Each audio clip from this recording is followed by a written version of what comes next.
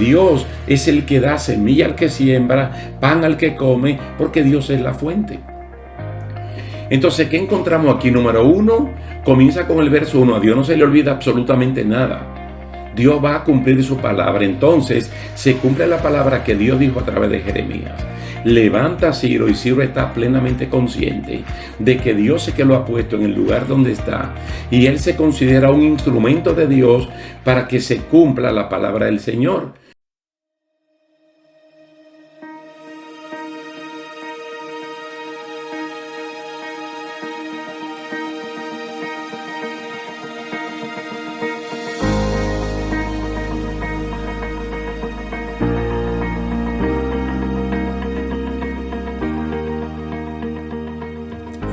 ¿Qué tal, queridos hermanos? Dios les bendiga, Dios les guarde. Es un placer estar con ustedes una vez más para continuar con esta serie de estudios bíblicos entrenados para vencer. Ese es el plan de Dios. Ni derrotas, ni frustraciones, sino victoria, de triunfo en triunfo, pero siempre batallando. En el día de hoy vamos a hablar en Romanos capítulo 10, versículo 11 al 13, y Juan 5:24. Romanos capítulo 10, versículo 11 al 13 y Juan 5:24. Dios es rico para con todos. Dios es rico para con todos. Esa riqueza de Dios también se ve en oportunidades. Dios es oportuno para todo el mundo. Dios es como el sol que sale para buenos y para malos. Dios es como la lluvia que cae para buenos y para malos. Y entonces en este caminar nadie al final podrá tener una excusa valedera diciendo que no tuvo oportunidad de parte de Dios, porque sí la tuvo. Vamos a leer entonces Romanos capítulo 10, versículos 11, 12 y 13, y luego Juan 5:24. Pues la Escritura dice: todo aquel que en él creyere no será avergonzado. Porque no hay diferencia entre judío y griego, pues el mismo que es Señor de todos es rico para con todos los que le invocan. Porque todo aquel que invocare el nombre del Señor será salvo. Y Juan 5:24 dice: de cierto os digo, el que oye mi palabra y cree al que me envió, tiene vida eterna, y no vendrá a condenación, mas ha pasado de muerte a vida. Bendito sea el nombre del Señor. Ese último trocito de Juan 5:24, ha pasado de muerte a vida, es lo que en griego se llama el metabebeken. El metabebeken es esa seguridad garantizada de parte del Señor de que ya el cristiano en el momento que está viviendo la eternidad, pero todavía está de este lado, en un cuerpo no transformado. Pero es como un hecho que ya pasó. Por lo tanto, no tiene que vivir con nada en la mente que no sea alcanzable, porque ya pasó de muerte a vida. Y está hablando de muerte espiritual, que fue causada por la caída en el pecado. Entonces Él nos da vida espiritual. Al mismo tiempo tenemos la vida biológica que heredamos de papá y de mamá.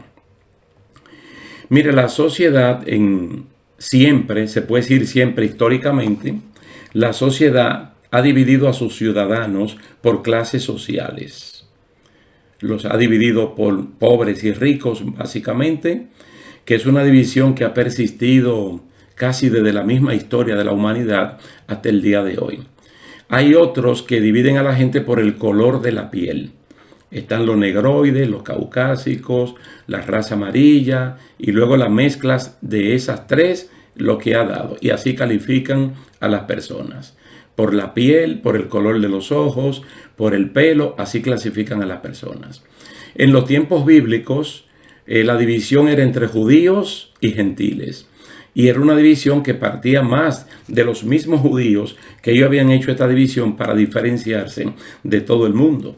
Porque el judío, comenzando por sus ancestros, los hebreos, descendientes de Abraham, aquel que vino de la otra parte del río, y por eso le llamaron Abraham el hebreo, ellos creían que las promesas de Dios eran solo para ellos. Entonces ellos dividieron al mundo entre ellos y el resto. Y resulta que el resto era más que ellos, porque el pueblo hebreo judío siempre ha sido pequeño, no ha sido tan grande como el resto del mundo, obviamente. Pero ellos tenían ese concepto, un concepto que llegó incluso a penetrar a la iglesia del primer siglo. Y en todas las congregaciones que habían judíos y gentiles, siempre el judío era una especie de problema, porque ellos creían que históricamente eran superiores a los hermanos gentiles. Entonces siempre la división estaba matizada por eso, por ser una descendencia carnal, racial de Abraham, malinterpretando las escrituras, porque dice que no por ser descendiente carnal de Abraham es que la persona tiene la bendición, sino aquellos que son de la fe de Jesucristo. Malaquías capítulo 1 abunda bastante sobre eso, y yo sé que a algunos de ustedes le encantan los textos bíblicos, anotarlos y luego leerlos. Malaquías 1, ahí lo pueden leer. Entonces hay cristianos en el tiempo actual que dividen al mundo entre los elegidos para salvarse y los elegidos para perderse. Hay muchos cristianos que piensan así. Y no ven a un Dios de oportunidades, no, sino a un Dios que aunque Él da oportunidad, ya Él ha preseleccionado lo que se van a salvar y lo que se van a perder. Pero nosotros no creemos así. Nosotros creemos en un Dios amoroso, cariñoso, que no es arbitrario, que obra justicia, pero que a todo el mundo le da la misma oportunidad. Y lo acabamos de leer en Romanos capítulo, esa porción, el capítulo 10, los versículos 11 al 13. Ahora, mire, vamos a ver que hay un llamado de parte de Dios para toda la gente, un llamado general. Un llamado general al arrepentimiento y a la salvación. Y este llamado, aunque está en el libro de Isaías, no es propio de Isaías, sino que eso es propio del mismo huerto del Edén. Porque cuando la raza humana completa cayó en pecado, mundialmente la población eran 2 personas. Y el mundo estaba perfectamente dividido porque el 50% era un varón y el otro 50% era una mujer. Y ambos cayeron. Entonces desde ahí se pudo haber manifestado la elección de Dios por uno para salvarse y por el otro para perderse. Mas sin embargo a los dos le dio las mismas palabras de promesa redentiva. Y le habló de la simiente de la mujer, hablando de Jesucristo. Luego es un mensaje que el Señor lo ratifica con Sara y Abraham, y luego vemos el cumplimiento en María, la esposa de José, tal y como lo dice Gálatas capítulo 4, versículo 4 en adelante. Cuando llegó el cumplimiento del tiempo, Dios hizo lo que tenía que hacer. Del tiempo de lo que Dios le habló, no a Sara y a Abraham, sino a Eva y a Adán.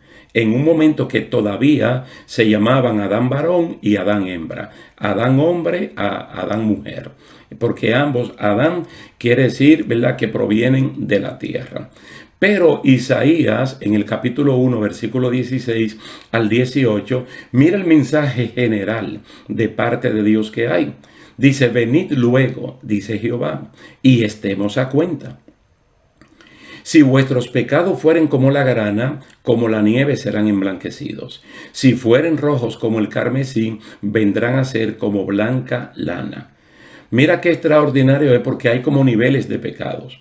Y lo sabemos porque en el Nuevo Testamento, por lo menos que yo sepa, aparecen 3 o 4 catálogos de pecados. Así de memoria me recuerdo que en Marcos 7 hay uno, en 1 Corintios 6 hay otro, en Gálatas capítulo 5, las obras de la carne y del Espíritu, ahí hay otro, y creo que en Apocalipsis hay otro.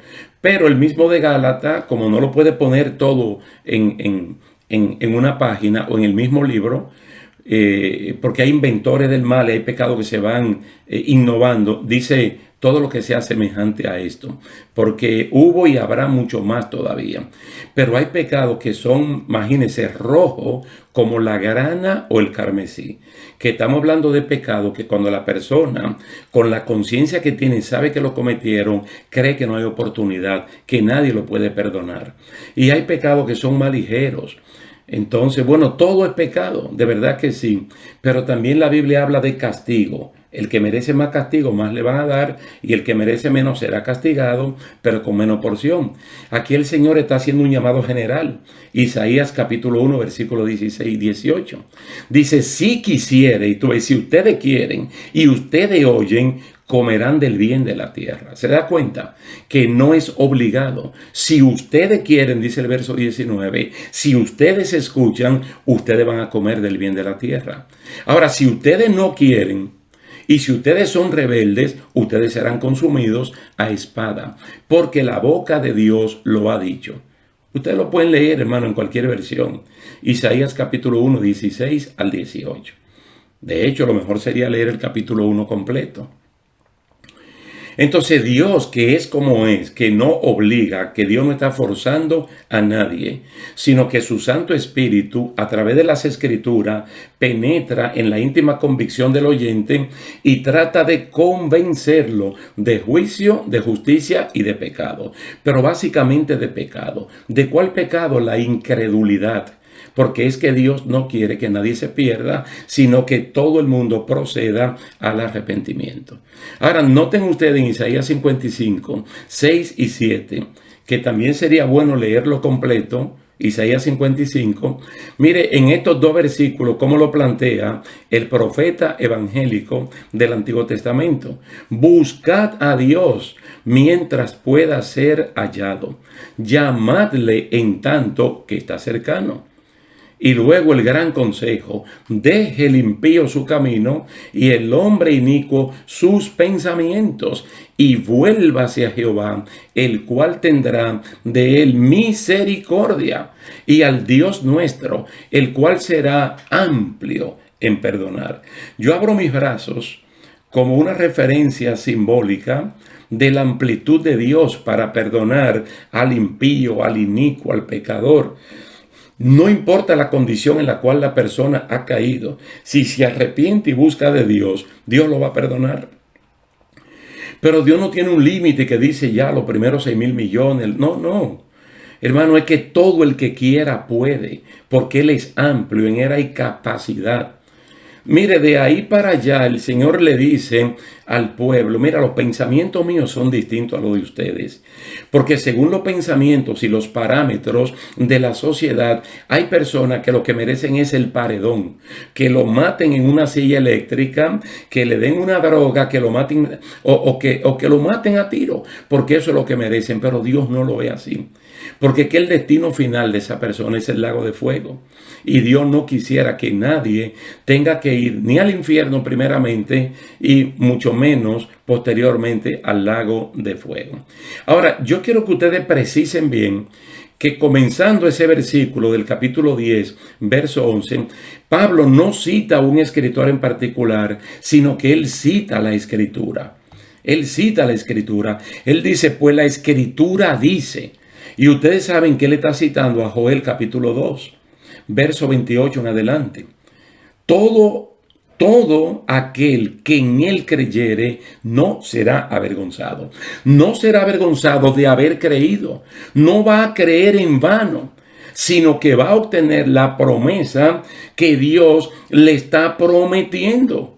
¿Por qué? Porque no hay diferencia entre judío y griego. Pues el mismo que es Señor de todos es rico para con todo lo que le invocan. Mire, hermano, el problema es que a veces los mismos griegos que somos nosotros los gentiles, creemos que el judío tiene alguna ventaja sobre nosotros, más allá de que por ahí fue que comenzó el asunto. Pero al fin y al cabo es la misma oportunidad y lo está diciendo, y no lo dice solamente aquí. Pablo sigue desarrollando esa tesis en otras partes también de que no hay ninguna diferencia y le está desarrollando con los creyentes del primer siglo que fueron los más expuestos a esta rivalidad con los judíos. Mucho antes, mis hermanos, de que Jerusalén fuera destruida, mucho antes del año 70 de nuestra época. Porque el que es Señor de todo es rico para con todos, pero dice los que le invocan. Lo que le invocan. Porque Dios no hace acepción de personas, ni de género, si es masculino o femenino, ni de edad, si es un anciano o es un niño, y lo van a ver, ni tampoco diferencia social, si es rico o si es pobre. Dice, porque todo aquel que invocare el nombre del Señor será salvo. Ese todo aquel, si tú lo pones entre comillas, es cualquier persona que está perdida en sus delitos y en sus pecados e invoca a Jesús como su Señor y Salvador. Esta persona se salva. Fíjate que Pablo aquí no está citando a Joel. Muy bien que lo hace el apóstol Pedro en el capítulo 2 del libro de los Hechos, cuando las personas intentaron burlarse de la manifestación del Espíritu Santo. Y entonces el apóstol Pedro de memoria citó parte de Joel capítulo 2.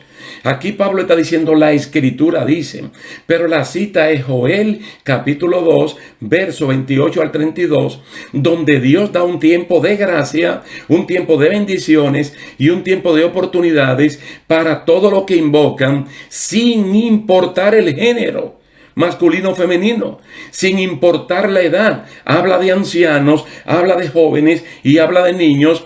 Y tampoco la condición social, porque habla de ricos y habla de esclavos. Pero noten bien que aquí no está hablando de creer en Cristo, sino de invocar. Está utilizando el verbo invocar. ¿Y qué es el verbo invocar? Un acto de llamar a Dios. Es un acto que va más allá de creer. Cuando la persona cree, entonces puede llamar a Dios. Puede invocar a Dios en su misericordia, en su justicia, en su condición de amplio perdonador para pedir perdón por sus pecados. La invocación nace de un corazón que sabe que solamente Dios lo puede librar de esa situación. Esta invocación tiene que ser sincera. Tiene que ser sincera. Y lo dice el Salmo 145, versículo 18. ¿Por qué tiene que ser sincera? Porque no todo el que diga, Señor, Señor, se salva. No todo el que diga, Señor, Señor, entra al reino de los cielos. Tiene que ser algo que salga del corazón, al estilo Salmo 51. No al estilo el arrepentimiento del pueblo hebreo, como se narra en Números capítulo 14. Arrepentido de los dientes para afuera. Y como prueba de que realmente no estaban arrepentidos, el líder, el hombre que Dios había escogido, Moisés, le dijo, no vayan. Y ellos supuestamente arrepentidos, ellos fueron y fueron derrotados. Entonces la invocación tiene que ser sincera, como esa del capítulo 9 de Marcos, de aquel hombre que le dijo a Cristo, ayuda mi incredulidad. Yo creo, pero ayuda mi incredulidad. Entonces, en este contexto de Joel capítulo 2 y del capítulo 10 de la carta a los romanos, que tiene lo que le llaman el orden salutis, el ordo salutis, el orden de la salvación, está hablando de una salvación que todo el mundo la puede adquirir porque Dios es rico para con todos. Todos tenemos la oportunidad de llegar a la meta, todos. Absolutamente todos tenemos la misma oportunidad. Si en algún momento tú encuentras que esto es un poco difícil, porque en el momento actual ya vamos camino a 8.000 millones de habitantes en todo el planeta, y hay personas, demógrafos, antropólogos, que hablan de que por el planeta Tierra han pasado más de 120.000 millones de habitantes, según algunos cálculos que ellos han hecho. Todo el mundo tiene la oportunidad, porque esto tenemos que verlo desde el principio. Y Romanos capítulo 3, entre otros textos bíblicos, hablan de la caída generalizada de la humanidad, no de una porción. Dice, todos cayeron, todos hemos pecado, todos nos apartamos. Y el todo, ¿quiénes eran? 2 personas. La población mundial era fácil de contar. El censo mundial fue el más fácil en ese momento, 2 personas. Y cosa de la vida. se hizo más fácil todavía porque el 50% era femenino y el 50% era masculino. Si Dios tenía que despreciar a alguien por el género, Él lo iba a hacer en ese momento. No lo podía despreciar por la edad, porque Adán y Eva tenían la misma edad. Ambos fueron creados el sexto día, uno primero y el otro después, pero el sexto día. Después del sexto día Dios no hizo más nada, Dios descansó. Entonces, si por alguna razón tenía que eliminarlo, era por el género, sexo masculino y femenino, y Él no lo hizo. Y tampoco podemos decir, no, que podía desechar a Eva porque ella fue el contacto entre Adán varón y la serpiente. Ambos comieron.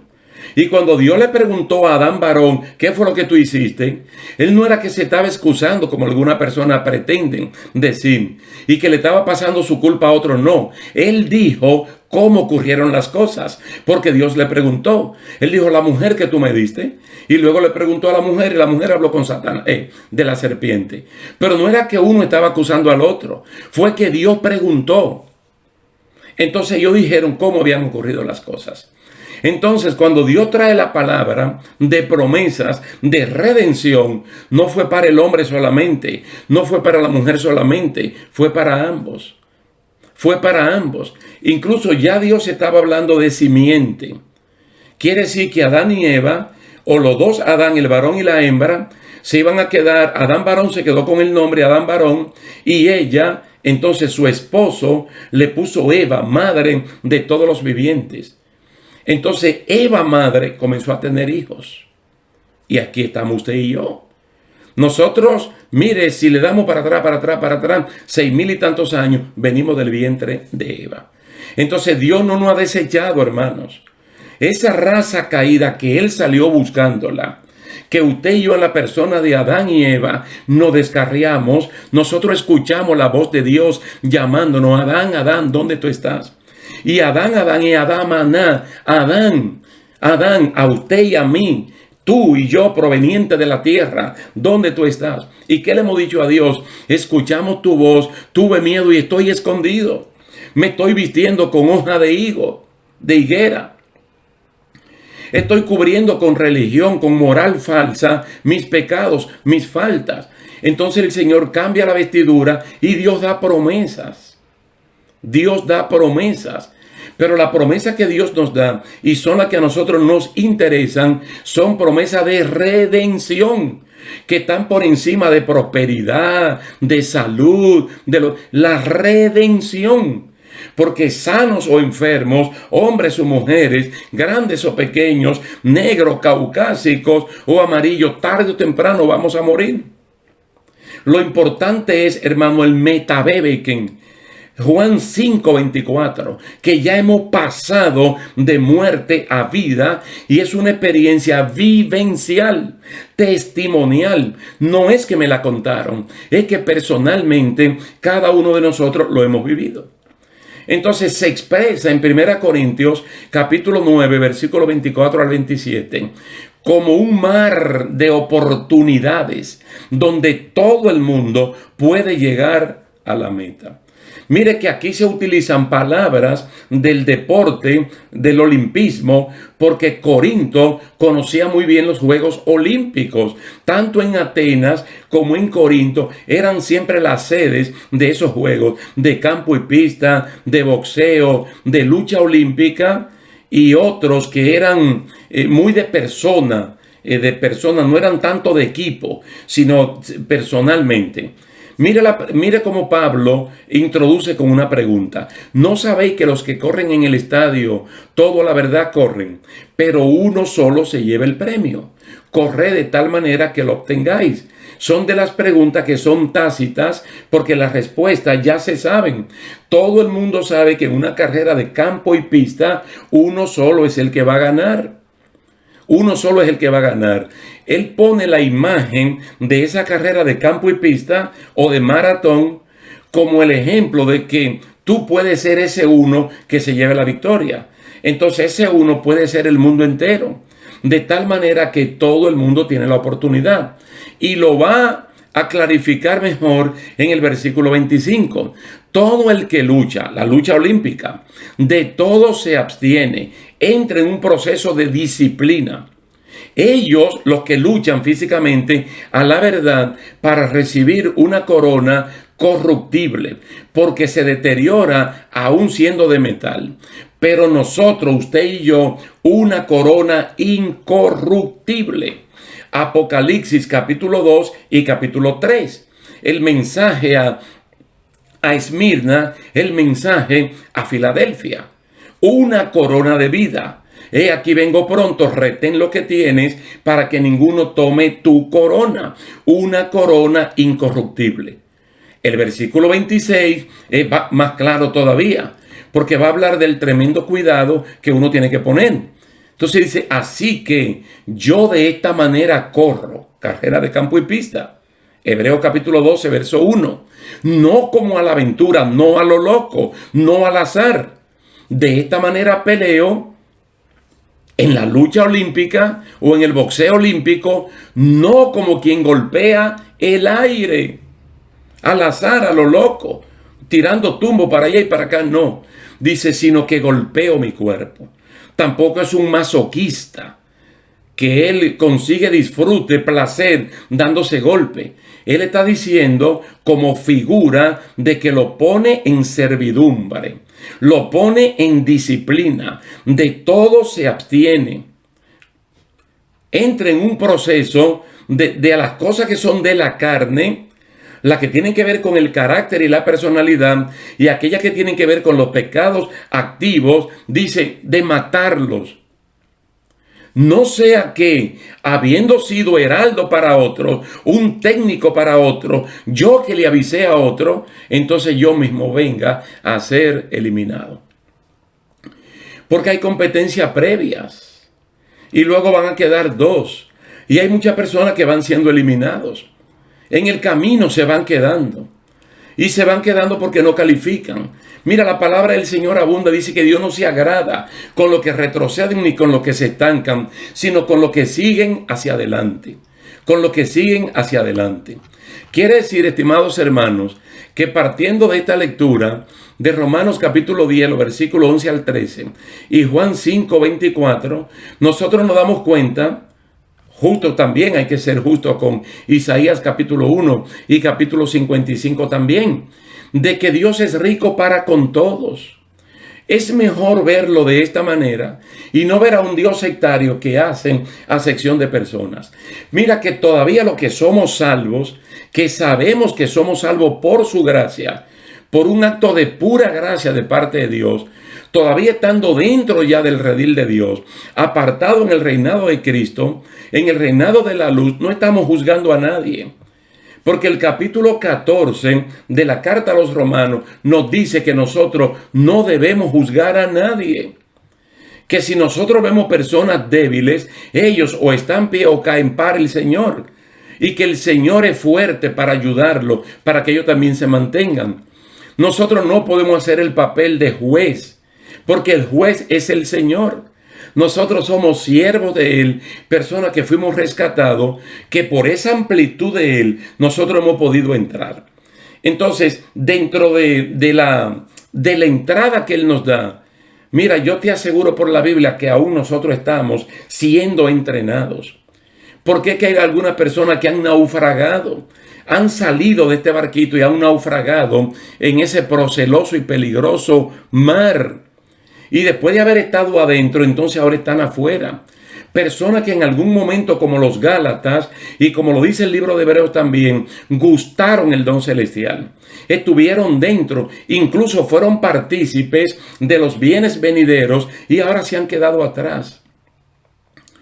Dios, miren, este caminar, como se ve en toda la historia del pueblo que sale de Egipto y que finalmente 40 años después entran a la tierra prometida, Es como caminando y siendo entrenado, entrenados y siendo caminado, avanzando, avanzando en un proceso donde Dios quiere que todos nosotros salgamos victoriosos. Pero una cosa le digo, hermanos, no solamente por Juan 5:24, sino por Romanos capítulo 8, verso 1 también. No hay ninguna condenación. Nosotros hemos sido limpiados de nuestro pasado. Ahora tenemos una conciencia tan limpia que la podemos dedicar al servicio de Dios sin tener que retraernos, porque en el pasado fuimos los peores pecadores.